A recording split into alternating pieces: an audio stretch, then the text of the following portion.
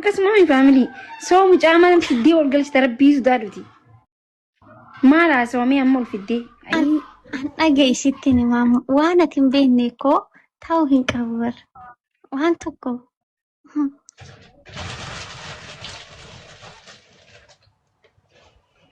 yaa biitti maal haasawee dubbadhaa iyyuu waliin dubbadhaan sin dhaggeeffanna.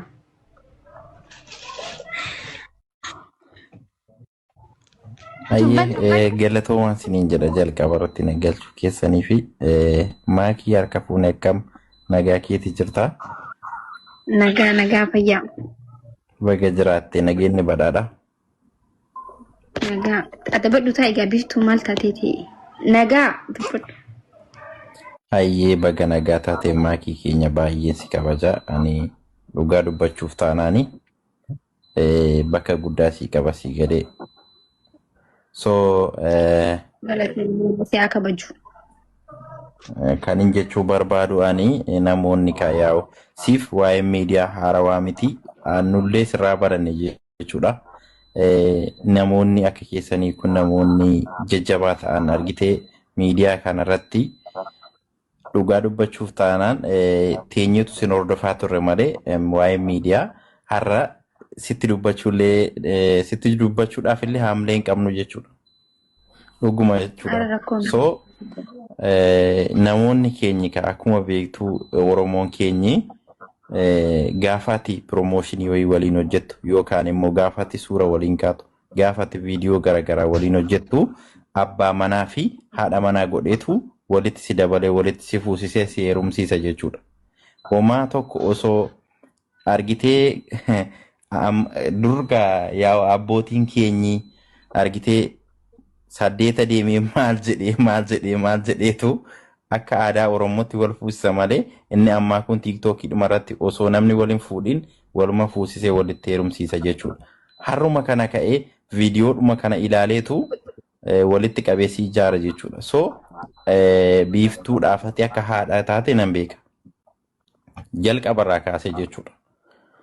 Yeroon ani si galee Finfinnee jiraachaa turerraa kaasee nan beeka. Amma akkuma carraa ta'ee biiftuun yaa'u biyya kana keessa dhufte biyya Dubaayii kana. So ani biyya kana keessa jiraachaa jira.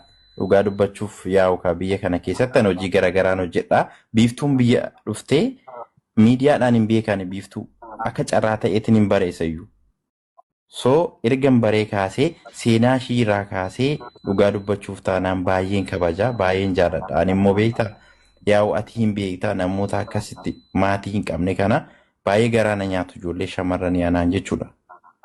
So achi dhuftee akka carraa ta'ee bakka simannaa goonee fi maatii isheen bira dhuftee bira jechuudha achitti dhaqee argadhee achi booddee bakka viidiyoon tokko yaa'u namni gaafa wal bira dhufu viidiyoo walii waraabbataa viidiyoo tokko achitti waraabnee waliin gadhiisne achumarraa ka'anii Oromoo waanuma tokko bakka koomentiin maalis jira sana dhiisi achi booddee viidiyoo sana waliin hojjenne guyyaa lammataa deebinee wal agarree ammallee viidiyoo waliin hojjenne ka sadaffaa har'adhaa akka carraa ta'ee anaanaaf hin mijannee konkolaataan kiyya garaajii keessa jirayyuu achi ture hojii wayiin qaba'anii dirqama dhuftee na arguu qabda jennaan dhaqee daqiiqaa 15 argee jechuudha. Kanaaf nuti ani waadaan jedhama mitiire waadaan waa takkallee biiftuurraa dhimma abbaa manummaa fi haadha manummaa tokkollee hin qabu. Oromummaadhaan wal beekna obbolummaadhaan wal beekna garuu akka nama tokkootti biiftuu jabeessuudhaaf bira dhaabbachuudhaaf akka obboleessa ishii tokkootti hararlee borullee biran jira jechuudha. Haga humna kiyyaa. So sana malee uummanni kun asumarratti wal fuudhee walitti heerumsiisaa jira. Sanammoo yaa'u maakii akka tubattuun barbaada waan biraa miti. Sanaaf ololli akkasii kun miidiyaa kanarra kaatee jirti waan ta'eef ati nuuf beekii siin jedhashi. Ambar isinii beekee bar garuu ati suuraa fustaana isin uffatte tokko hedduu bareedanii beektaa. Suuraa san gisee hedduu poostu. Suuraa san irra deddeebitee poostu goonaan uummanni useetu maamiti ergirra kajee. Wayitu jira jeetuma uummanni iyyasii galee. Kista akka suuraan gisee babbareeddu namni kun beekee nama poostu godhaa miree. Atis poostu gootee san moollaa'e. Yaa'u maakii akkamidha beektaa? yeroo tokko tokko argitee miidiyaa mataa kee guddifachuufis jecha wantoota garaagaraa gochuu hin dandeessaa. Biiftuu faana akkasitti waraabuun kiyyas immoo akkuma siin jedhe jalqaba irratti siif ibse amala biraa yookaan immoo viidiyoon keenyis waan biraa agarsiisa yoo hin taane akkuma nama tokkotti bakka akkuma yaa'u uummanni ijoollee Oromooti bar. Amaaraa yookaan Isin lameen ijoollee Oromooti inni bareeddanii uumaa rakkoon hin jiru bar. yaa amma fakkeenyaaf namoonni fiilmii Dammoo hojjetan ana sumaaluu maatii waan asitti mu barbaadu tokko yoo jiraate suurii waadaa dhugaa dubbachuudha hin beeku ijoolleen Dubaay keessatti gisee baay'eenaa ana bicha odoon ta'e nama kamiifuu nama ta'uudha. Ijoollee kamiifuu nama darbee fi dammeellee bakka hojii ishiitti fidee dhufee anaasii na fidee walitti nu qabeetuma wajjumaan suurallee kaanii tattabachaa ollee si galee bataam itti namaaf kabaja qabuudha.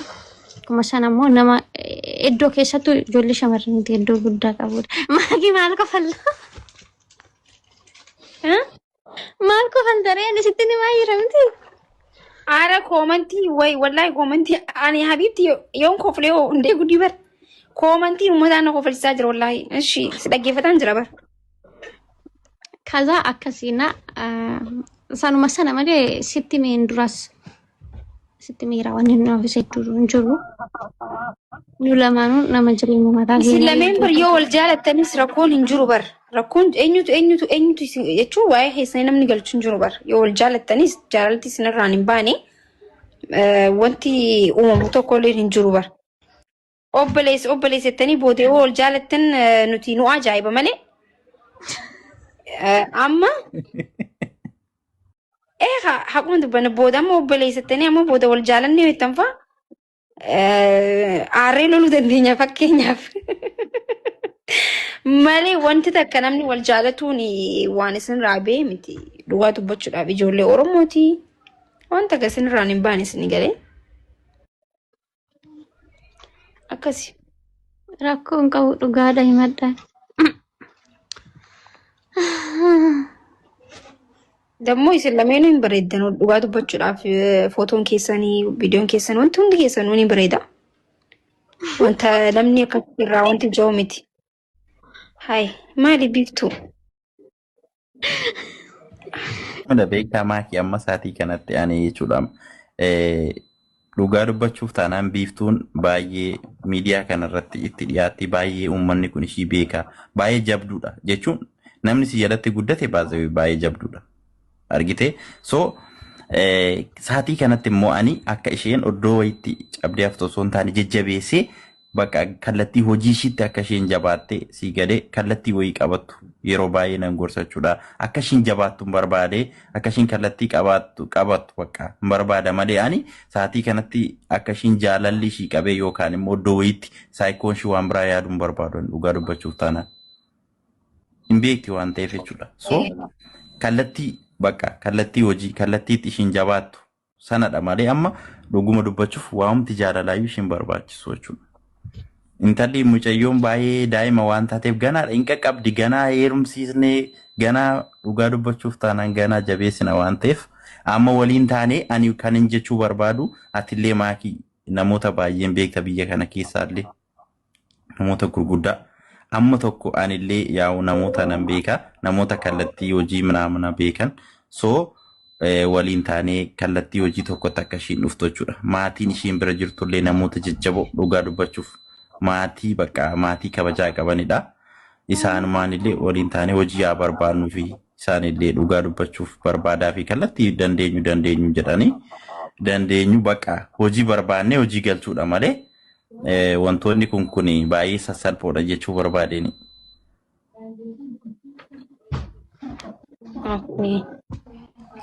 Ai bareeda. Maal jette biiftuti hoo? Ani sariifdha wanti hin jedhu hin jiru. Akkasuma wanti kanarraa hin talayyee hin jiru. Amma nuti obboleeyyanii jechaa jirtan jechuu miti uummataan. Ani isinirraa faameen jira beetanii handafee namarraa faama. Amma isin obboleeyyanii innis akka jettu isii gargaaruu fi isii jabeessuu fi ilmi Oromoo tokko nama jabeessuun immoo dubartii takka jabeessuun immoo maaliif jabeessaa jechuun bareedaa miti. yoo moololee immoo dhiirri Oromoo akkas jechuu jatta jechuu. Yoo amma isin obboleeyyan makluuqa rabbiiti jechuu obboleeyyan rabbiiti amma isin dhumatti ibsi mana maatiitti ba'ee jira gaayis. yaa obboleeyyanii akka biraatti akka nu banne uummanni Oromoo as jala jirtan kun marti keessanillee so nullee isiniin jaalatamna borullee isinuma qabna irrallee isinidha so wanti haaraan wanti hamaan yookaan wanti gaariin gaafa dhufu jechuudha nuti obbolaadha bakka namni tokko waliin dhalateef miti. Naa biiftu dhageeffadhu yoo ka wal jaalatan ta'e hin dho'isin. Lak. Anjuru wanta akkas. Koo kan jiru sitti beekaa maakii indi? No amma laal yoo lakki jette laal habiibti ani beeku lakki jettee jirta. Lak aan dhugaa geetaan maaki wanta akkasii. Ay waada an sirraa fudhadhe bari sirraa hubachuu fedheeti. Laala anillee sanaa ol konfideensii godhadhee sitti himuu danda'a malee sanaa gadi bu'eetoo wanti sitti himuu hin jiru maaliifi ani fin obbolaadha kan kanarraa nafee akkasitti meera innu namni immoo waan hubachuu qabu tokko namni obbolaa ta'uu hin danda'a. Hin danda'u gaayis hin danda'a bar hin danda'a namni obbolaa ta'uu hin danda'a.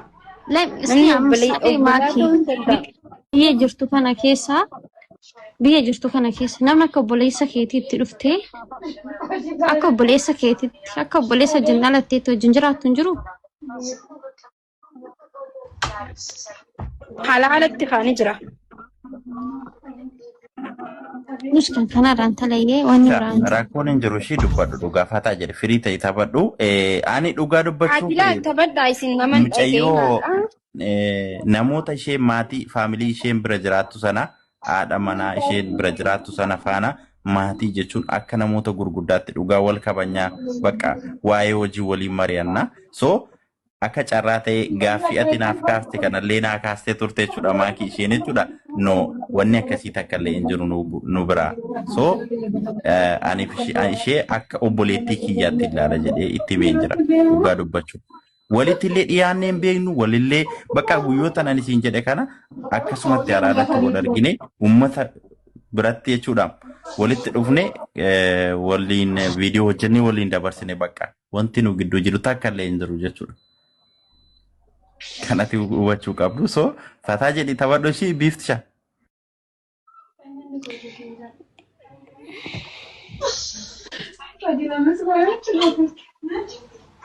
Mata komentii kamu. Hayyee galatoomii waada. Rakkoon hin jirtu maakisha.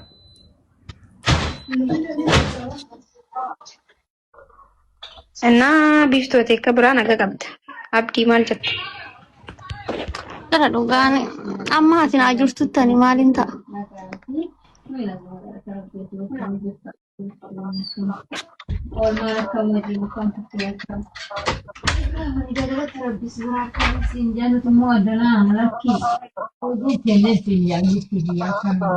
Dubbachuuf immoo taanaan maakii kana olitti akka kanarra bakka mucayyoo kana situ guddisee jechuun hin danda'ama. Kana olitti illee akka amma dhugaa dubbachuuf jajjabeessite sii gade kana olitti si eeguu qaba ishii ammallee borullee wanti kam ololli ka'uu hin danda'a baazawee sii gade ololli ka'uu danda'a miidiyaa kanarratti waanuma beektu waan ta'eef ati yaa'u nama ejjennoo qabdudha. Kana olitti jajjabeessi dhugaa dubbachuuf taanaanii sii gale bakka ati hin jirretti illee nullee jirra waan ta'eef rakkoon hin jirtu siin jedha shii maakii. Hayyee rakkoon hin jiru. Hundeessan qabuuf deemaa fakkaatti garuu hin qabne amma hin qabneen. No maakii hin qabnes na qabullee hin danda'u sii galee ammas na qabee hin jiru. An kolfuu taphachuu eenyu wajjinuu miidiyaa kanarratti yaa uzum jennee tapha wayifachuudhaaf walaasofsiis Yoo jaalallee dhagee yoo jaalallee wayii xabbaste yoo jaalallee xabbaste jechuudha. Si galee Duubaayitti poost godhe ishii nan anfa garuu haya Post godhi Dubai keessa gisee xabbastee post goota. Ha? Yoo Dubai keessa jaalallee xabbastee post gootaan jee. Qoy maatii isaa ibsadee.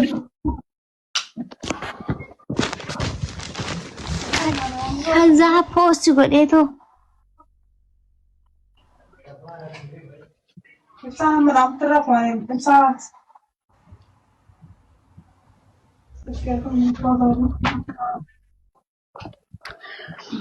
Yoo jaalallee qabattee wal jaalattan si poostatu jettee gaafattaan poost si godhuu barbaade jettaan.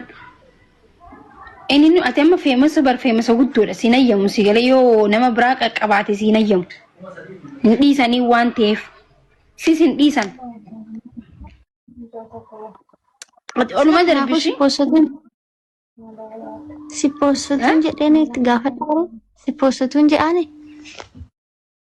Yoo kafrii teete kokobaa teete humaa siin hin jechu yoo immoo diidama qabu ta'e poostii guyyaan si poostatu jetteen inni nuti deema jechuudha. Ati oluma darbishi sammuu namani si haalufanii.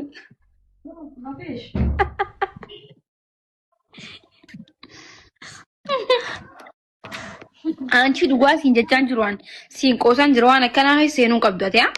Ati ilmoo maakiiti ilaal. Ati nama hojii ta'uu qabda. Kana dura gaafa waa'ee jaalalaa soofaniifati jechuudha. Jaalallee qabdaa. Ati godhee adabaan adabbii ajaa'ibaa. Maaki dhiirri akka bishaaniiti laguma si fuudhee si gataa sila kanaafuu am takka dura Dubaay seeniin dura akkasnaan hin jenne ani jecha kana irraa fadhee jira. Anaa jecha akkanaa dubbadhe anti jecha ajaa'ibaan dubbadhe mee anaa akkana jee ani dubbadhe naasawaa jechuudha. Thank you Abdi, thank you so much. Thank you bro. Maani siin jee Habiibti meerra deebi akka bishaaniiti lagasi darbee taraan siin jee. Akkasnaan jette kazaan amma isuma yaadadha. Isuma yaadadha waan biraa yaadadha.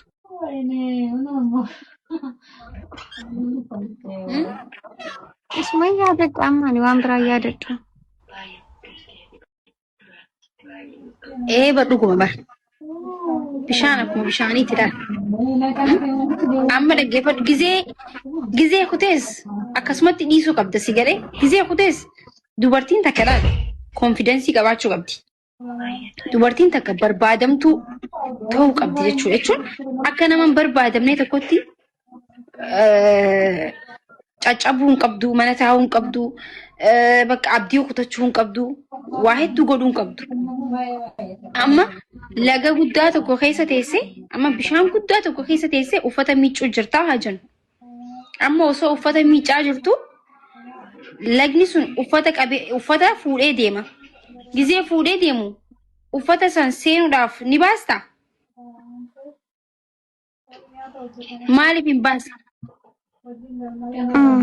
Bishaan yoo bishaan guutuu ta'e uffatuma sana akka fudhatu dhiisa malee ofii kiyyaatti of hin dabalu. Because uffanni kutee waan kutee sun uffanni kutee suni uffata san deebisuu hin dandeessu lubbuu keetu bada malee. Ikkoo sanaafuu bishaan sana seenuu dhiisee uffata sana fudhatee deema jechuudha.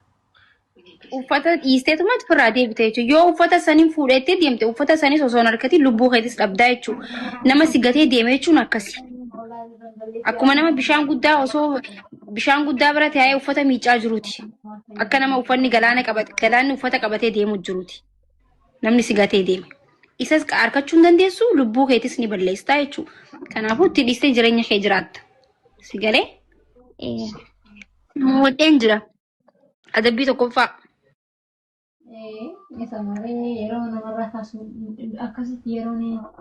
Adabbii tokkoffaa hin wallista. Lammaffaa maakii? Adabbii lammaffaa.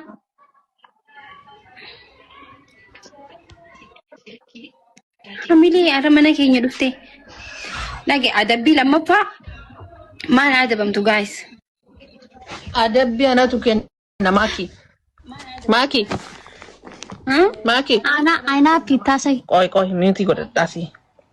Anatu adabbii kennaaf. Naan buluu diddeetti adabbii hadhaanaaf dabarsi. Naaqab yaa dabbicha. Maakii asin jaaladha beektaa.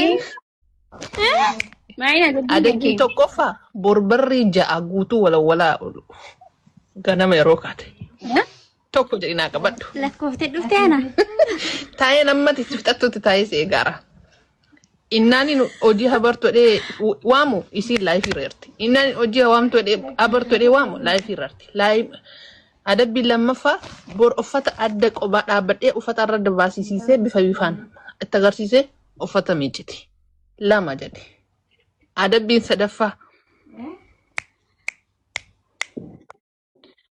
uffata bor uffata daa'imaa jira kan yoo gubates haa gubatu jedhamu tokkosti. Sadaffaan maratadhe. Sallaa guuteen taa'ee seeka sadaffaa miti. Amma geemicha dhuftee. Wallisi tadhumaan wallisi ayyee. Ishii qixatii akka Melisa akkan hin jaalanne maakii hin beekta waan ta'eef. Isa uffata tokkotu jala jirti. Akka hojii bartuuf isin galee hojii takka akka bartuuf yaa'u. Kanaaf wannan kana keessaa tokko haa filattu. Uffata tokkotu jala jirti. Jechuun isiin ati ustee mateessaa?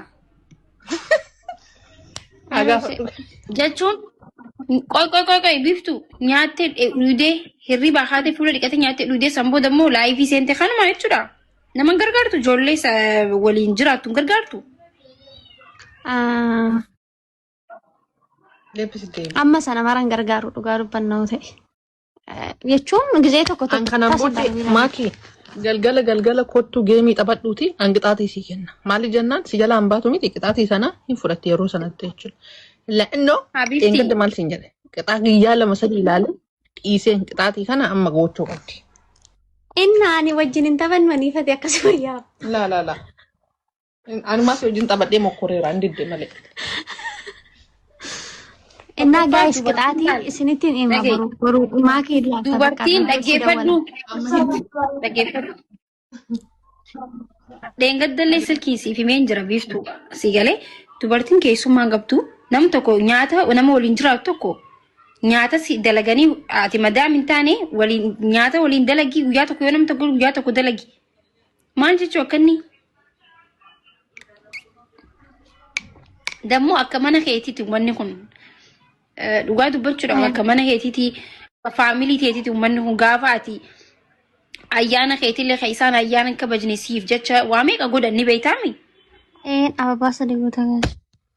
Yoo ati immoo akkas ta'uu qabdu wallaahi namni amma biyya arabaa kanatti tokko yoo mana xarage tokko woxii godha.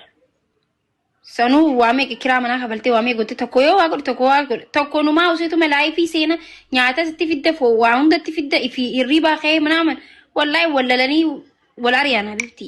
Si galee? Dhugaa siimaan namni akkasii hin jiru laal mana madaam namni dalagee dhufee dadhabee waan akkasii hin jiru siimee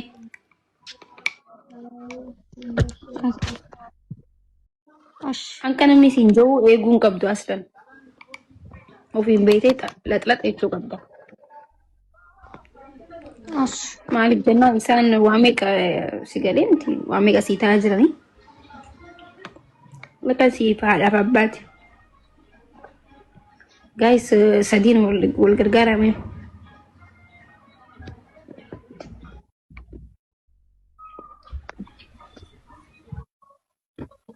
Maal keessa seente? Ijoollee irraa kee jira ibsaa dhaamsini.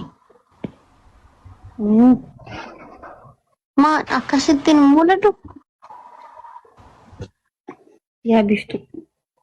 Wallaahi dhaggeeffadhu amma. Akka ummaatii takkatti gaanyee malaayifii irratti kan ajajamuu deddeebisettu wallaahi qubbillahi. Qaanyee waraabba alkaabaa. Eeggataan sittiin inni silkiidha.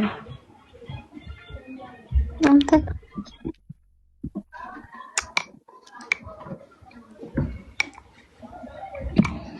Namni dalagaan feetu siin jaala akkatti. Sigalee namni bakka namaa jijjiiramuu miti siin jaa sigalee.